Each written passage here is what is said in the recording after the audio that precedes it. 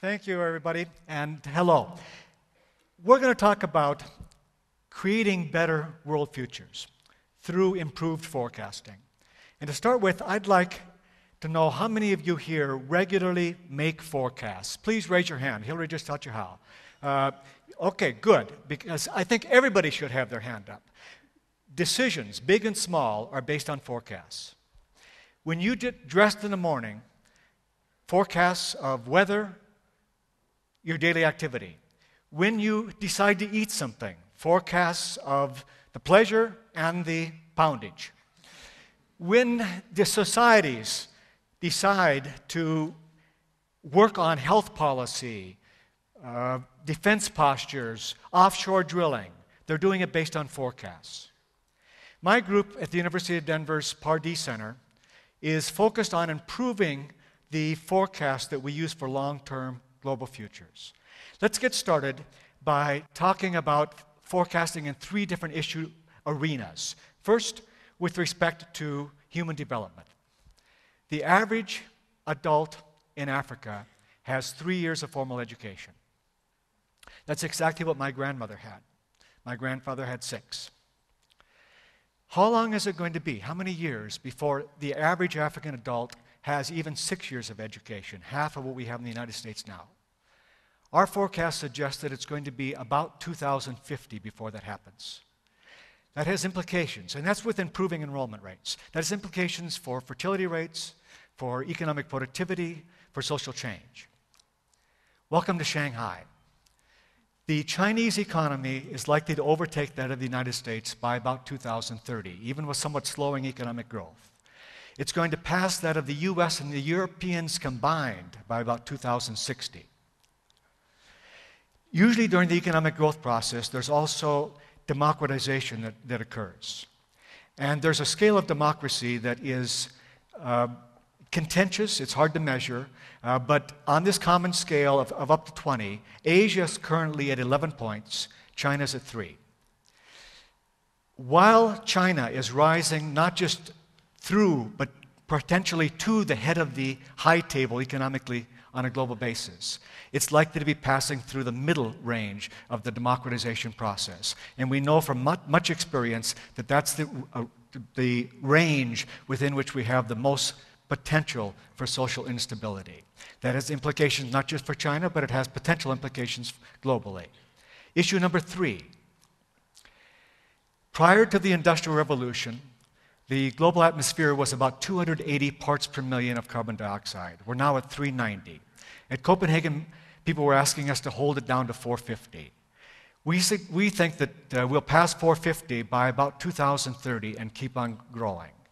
That has many implications, including the increased severity and likelihood of extreme weather events, including droughts and floods.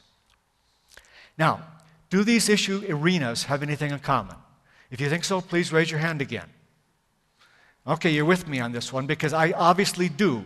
And I think that they interact greatly. China's governance is already affecting its investment patterns in Africa and affecting human development prospects there. Now, if we believe that these things interact, we're tool-making creatures. We build tools to deal with the forecasting in order to improve our ability to make decisions. And in the Frederick S. Pardee Center for International Futures, we are building a tool and using it, one called International Futures. The acronym we use is IFS, because we want to convey the notion of if-then statements and better alternative futures with our possible interventions. The approach involves bringing together many different components. For instance, we needed a heavy-duty population model. We looked at the ones that are out there, including a good one at the United Nations. We found that they're generally not available for you or for me to use. We studied the ones that were there. We built our own. Same sort of thing with economic modeling. Some are there. World Bank has them. They tend not to be available generally. They tend to be shorter in time horizon than we would like, and they're not connected to other kinds of models like the population model. We built our own. We connected it. With respect to human development, we needed to represent health and education. We built modules, perhaps the best in the world, and we connected them. Same with social development. The same with environmental sustainability. We needed modules, we built and connected them. We've ended up with an integrated system for thinking about the future, which is perhaps the most extensive and I think the easiest to use and available in the world. If we had had any idea more than 30 years ago when I began this kind of work, how fundamentally kind of crazy, maybe even outright absurd, putting all of this together would be, I'm not so sure we would have started it. But 30 years later, we have a system that is integrated. It has over 2,000 supporting data series, has thousands of equations drawn from a variety of disciplines and areas. It's free and open for anyone to use. You go to our website at ifs.du.edu. You can use a version online. You can download the full system and use it. We've put it to work in projects, including those for the United Nations, the U.S. National Intelligence Council, and the European Union. We also have a flagship volume series called Patterns of Potential Human Progress. Every year we produce a volume on a topic like poverty, education, health. The health volume is going to the publishers on Monday, thank goodness. And we have at the back of those volumes extensive tables of forecasts for 183 countries, 50 years into the future. They are also downloadable free on the web. Our business model is not necessarily as fully developed as it should be. Let's talk about how this thing works. When you're a forecaster, you want to do three things fundamentally. You want to know where we are and where we've been coming from. You want to think about where we seem to be going. We, in forecasting, build a base case with our system that looks at the interaction of all these modules and where they seem to be taking us. And we want to do if-then analysis. What if we intervene in one way or another? What are the implications? We're going to do this together now. We're going to look at a global issue, namely poverty reduction, and go through these steps. Poverty often is measured globally with a measure of $2 a day of income. The scale on the left here shows you the percentage of people in different regions of the world who are living on $2 a day or less. That's, by the way, about 2.6 billion out of 7 billion globally right now. Along the bottom, you see income. You can see that the regions with the highest rates of poverty are in about 70 to 80% range are in Africa, Eastern Africa, Western Africa, Central Africa. The largest single numbers of poverty are probably in South Central Asia, including the Indian subcontinent. Let's talk about where poverty has been going. And has it been increasing over time or decreasing over time? What's the trajectory we're on? I'm going to show you kind of a little movie from our data analysis system that shows the somewhat sparse data that we have on poverty over time.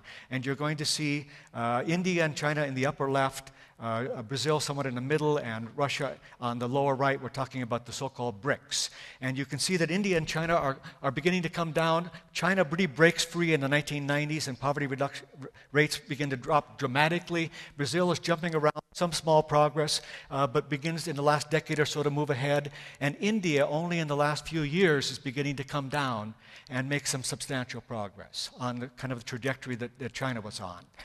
So the overall lesson here is that poverty rates are extremely high around the world, but in these countries and in many others around the world, we have been making some progress. Looking forward, this is a graph of the next 50 years in different regions, and here we've turned our attention to what's called extreme poverty, less than $1 a day. That's malnutrition level, about 1 billion people globally. Asia, East and South are coming down fairly sharply in our forecasts, but Sub-Saharan Africa is hanging around 300 million people throughout the next 50 years. So that's where we need to focus our attention. And here's where I need your involvement once again. Here are some of the strategies that are often suggested, some of the intervention points for bringing down poverty. I want you to think about what you would be able to do, what you would want to do if you had some resources to bring this about. Would you focus on reducing fertility rates? Would you focus on spending more on education or more time there? Obviously, as an educator, that would be my favorite. Reducing corruption, transforming infrastructure, including water and sanitation, resources to the poor to enable them, such as microloans. Where would you be putting your efforts? Come on, give me some, holler out here. Where would you do it? Education. Where else? Oh, energy. Corruption, I hear. Okay, let's look at what the model says. If we stay where we're going, we're going to have about 270 million people in the middle of the century living on less than $1 a day in sub-Saharan Africa. Take my advice, focus on education, we bring it down to about 230. That's significant, but it's not enough. It's not the dramatic breakthrough we want. Focus on corruption, bring it down about the same level. You need more things. Even if you focus on education, people still need jobs, they still need infrastructure, they still need good governance. Look at all of these different kinds of things. All of them make an impact, but none of them have the dramatic impact that we would want. Some better than others, reducing fertility, some transfers. But the good news here is that if we combine these things in aggressive but reasonable packages, we can have some really much more dramatic impact. From 270 down perhaps to 57. Now, the lesson here from my point of view is that we have relatively simple mental models.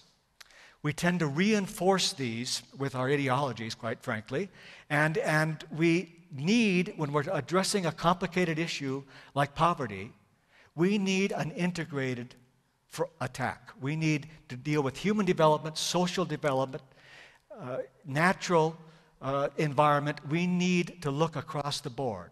And there are issues where silver bullets will work, but many of these major global issues require much more substantial, widespread involvement. When we're doing forecasting, like the kind that I do, we very often are talking about tens, 20, hundreds of millions of people in one category or another, like the poverty reduction example. And it's sometimes easy to lose track of the fact that we're really dealing with individual human lives. Our forecasts do have impact on decisions. Our decisions do have impact on people. And this is, for me, both gratifying because it's the work I'm involved in, but it's also somewhat frightening. Let me close on that particular note, as strange as it might seem to you. But the fact is, all of our models are wrong. Our mental models are wrong. Our computer simulations and models are wrong. They're oversimplifications of reality. Our data are not always up to the tasks that we set for them. They're inadequate. So in reality, what we're doing is striving to make these things better. And we are making improvements constantly. In the 30-odd years that I've been doing this, we've made a tremendous amount of improvement. And we've got systems that are able to do much more than we would have ever dreamed 30 years ago. And we're continuing to work on these things. That, in my mind, is our mission. What we're trying to do is to improve our forecasts so that we can improve our decisions, so that we can improve the global condition. Thank you.